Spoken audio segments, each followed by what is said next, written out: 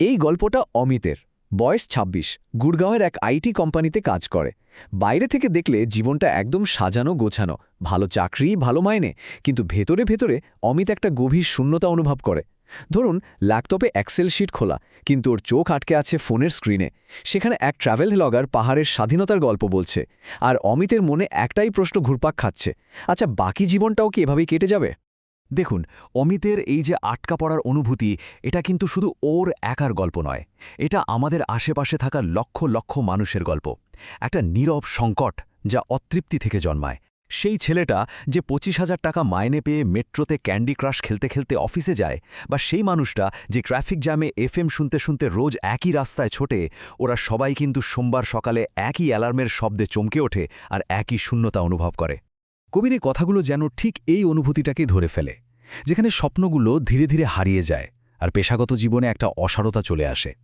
মানে সেই বাড়ি থেকে কাজ, আর কাজ থেকে বাড়ি, এই চক্রের মধ্যে ঘুরতে ঘুরতে আমাদের অনেকের ভেতরে স্বপ্নগুলোই হয়তো মরে যায়।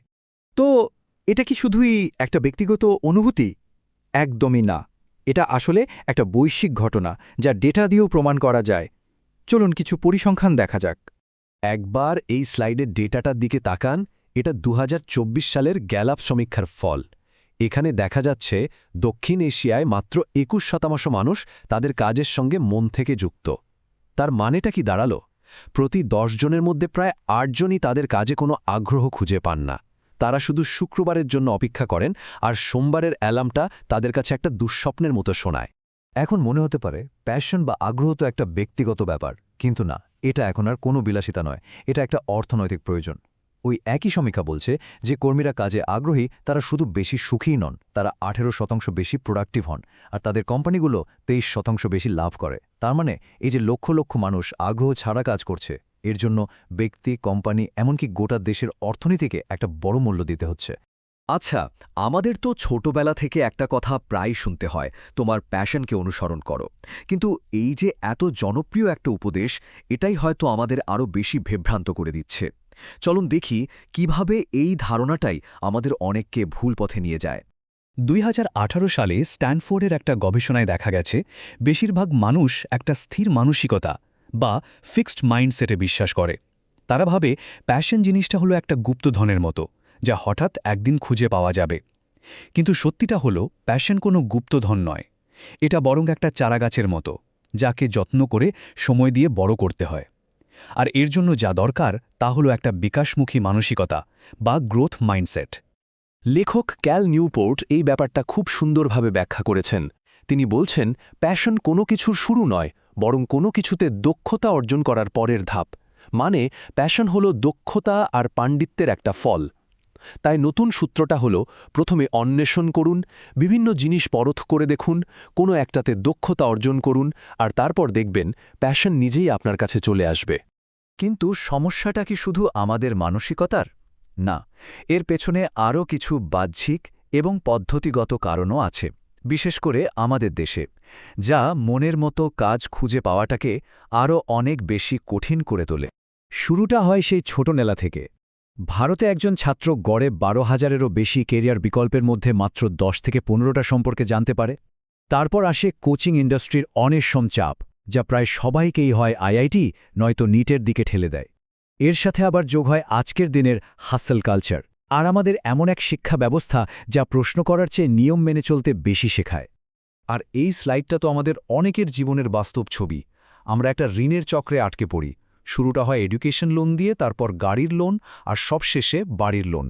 যখন মাসের শেষে বেতনের একটা বড় অংশই ইএমআই দিতে চলে যায়, তখন একটা অপছন্দের চাকরি ছেড়ে দেওয়ার সাহস করাটা প্রায় অসম্ভব হয়ে পড়ে। আর একেই বলে সোনার শেকন।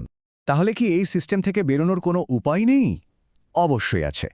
চলুন এবার সমস্যা থেকে বেরিয়ে সমাধানের দিকে যাওয়া যাক। আমরা আবার নেহা আর অমিতের গল্পে ফিরে যাই আর দেখি কিভাবে তারা তাদের নতুন আগ্রহ খুঁজে পেয়েছিল। নেহা ২ সন্তানের মা, ছেলের জন্মদিনের জন্য কেক বানাচ্ছিলেন। বানাতে বানাতে তিনি এতটাই মগ্ন হয়ে গিয়েছিলেন যে কখন সময় পেরিয়ে গেছে খেয়ালই করেননি। মনোবিজ্ঞানের ভাষায় এই অবস্থাকেই বলা হয় ফ্লো স্টেট। এটা এমন একটা মুহূর্ত যখন আপনি কোনো একটা কাজে এতটাই ডুবে যান যে আপনার মন আর শরীর ১০০% সেই কাজেই লেগে থাকে। কিন্তু শুধু ফ্লো অনুভব করলেই তো হবে না।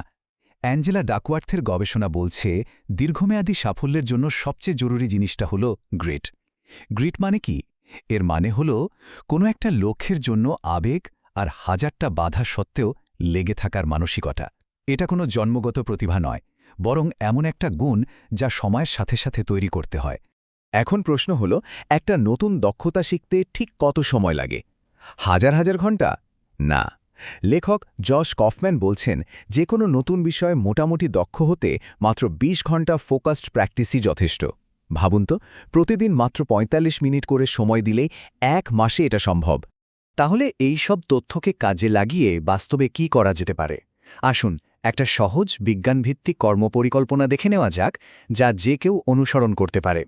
সূত্রটা খুবই সহজ, 3E বা 3E ফর্মুলা। এক্সপ্লোর, এনগেজ এবং এক্সেল, মানে অন্বেষণ করা, নিযুক্ত হওয়া এবং দক্ষতা অর্জন করা। এটা আপনাকে বিভ্রান্তি থেকে স্বচ্ছতার দিকে নিয়ে যাওয়ার একটা সহজ রাস্তা। প্রথম ধাপ হল এক্সপ্লোর করা, মানে নিজের জগৎটাকে বড় করা। আগামী ৩০ দিনের জন্য প্রতিদিন মাত্র ৩০ মিনিট সময় বের করুন আর একটা নতুন ক্যারিয়ার নিয়ে জানুন, সেটা জুতার পেইন্টার হোক বা ম্যারিন বায়োলজিস্ট। লক্ষ্য হল অভিজ্ঞতার অভাবটা দূর করা। দ্বিতীয় ধাপে প্রথম ধাপ থেকে পাওয়া ৫-৭টা আকর্ষণীয় বিকল্প বেছে নিন। এবার প্রতিটার পেছনে সেই ২০ ঘন্টা সময় দেন, মানে হাতে কলমে কাজটা করে দেখুন। যেমন ফটোগ্রাফি নিয়ে আগ্রহ থাকলে ১০০টা ছবি তুলুন, লেখালেখি ভালো লাগলে 10টা ব্লগ পোস্ট লিখে ফেলুন। আসল উদ্দেশ্য হল কাজটার একটা বাস্তব অভিজ্ঞতা নেওয়া।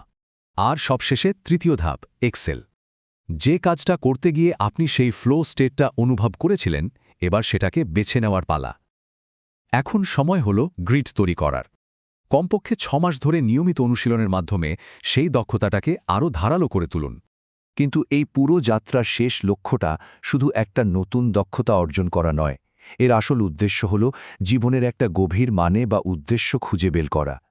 জাপানে একটা দারুণ ধারণা আছে, যার নাম ইকিগাই। এর মানে হল বেঁচে থাকার কারণ। এটা আসলে ৪টে জিনিসের সংযোগস্থলে থাকে, যা আপনি ভালোবাসেন, যা আপনি ভালো পারেন, যা এই পৃথিবীর প্রয়োজন এবং যার জন্য আপনি পারিশ্রমিক পেতে পারেন।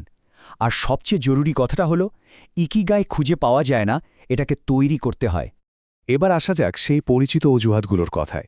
হয়তো মনে হচ্ছে আমার তো অনেক বয়স হয়ে গেছে। জানেন কি, কেরিয়ার পরিবর্তনের গড় বয়স হল ৩৯। বা হয়তো ভাবছেন বাবা মা রাজি হবেন না, আগে কাজ করে ফলাফল দেখান, তারপর কথা বলুন। আর যদি টাকার কথা ভাবেন, নেহা তো বাড়ির ওভেন দিয়েই ব্যবসা শুরু করেছিলেন। বেশিরভাগ প্যাশন প্রজেক্টই কিন্তু খুব কম বা কোনো বিনিয়োগ ছাড়াই শুরু করা সম্ভব। চলুন শেষ করার আগে একটা বড় প্রশ্ন নিয়ে ভাবা যাক। আমরা এমন একটা দেশে বাস করি যেখানে রয়েছে বিশ্বের সর্বকনিষ্ঠ কর্মশক্তি। একবার ভাবুন তো, যদি এই কোটি কোটি তরুণ তরুণী তাদের সত্যিকারের প্যাশন খুঁজে পায় আর নিজের কাজে মন থেকে যুক্ত হতে পারে, তাহলে কি হতে পারে?